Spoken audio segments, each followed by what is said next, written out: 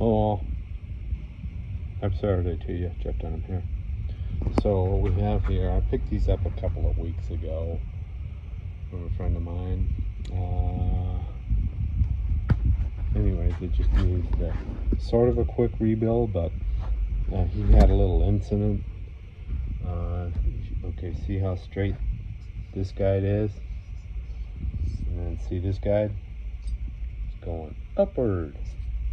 So, yeah. Valve won't even fit in the hole. Guide is bent. Anyway, what happened is a retainer let loose and valve came down, hit the piston, and it actually didn't bust up the boss. Maybe just a small fracture there. But yeah, so I got to core drill it, top it, and drive it out of there, put another guide in it, and put a valve job on it and a surface.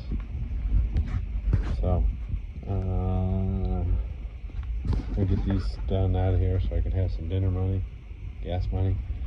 So then on to the regular scheduled program. Getting the Dynodon heads done so I can move on to other things. Lots of other things. Anyway, have a good Saturday. Thanks for watching, and have a wonderful weekend. See you in the next one. Okay, take care. Bye-bye.